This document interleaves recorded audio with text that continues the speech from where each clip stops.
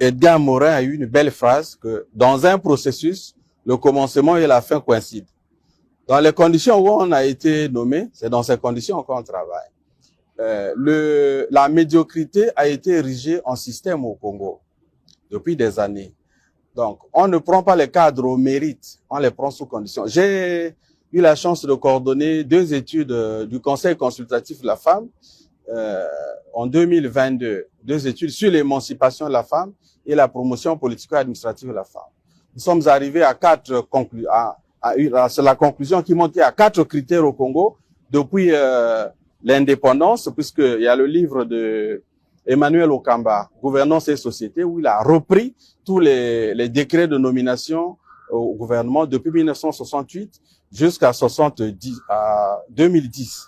Je suis allé au journal officiel, j'ai pris les décrets de nomination de 2010 à 2023. Donc, sur la base de ce corpus, alors, nous avons mis en évidence que au Congo, pour être nommé politico-administrativement, il y a 4 critères. Le premier critère, c'est de faire partie de la famille biologique du chef de l'État, du Premier ministre ou du ministre. Deuxième critère, c'est de faire partie de la famille politique du chef de l'État. Troisième critère, c'est de faire partie, de passer par le canapé, comme on dit.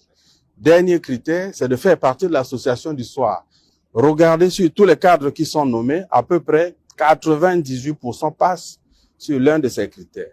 Et puisqu'on arrive sous ces critères-là, au niveau du service, on n'attend pas le meilleur de vous. On n'attend pas la performance. On attend la fidélité.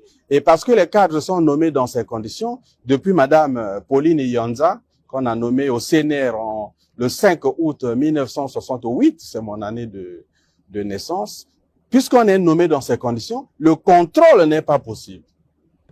La redevabilité aussi, on s'attend pas à ce que vous expliquez. Le contrôle n'étant pas possible, c'est ça là qui bloque le pays. Et ça fait que quand un cadre est nommé ministre, dans ces conditions-là, le commencement et la fin coïncident, nous avons le blocage auquel nous assistons. C'est pour ça qu'il faut qu'on chamboule la médiocrité qui est institutionnalisée pour qu'on retrouve des conditions de promotion au mérite, mais avec transparence. J'avais publié Idée directrice en 2006 et je proposais là-bas que pour ce genre de formalité d'importance nationale, que tout se fasse devant les médias. Par exemple, il y a un appel d'offres pour tel poste. Bon, les gars ont postulé dans la salle devant les médias. Le jury siège là.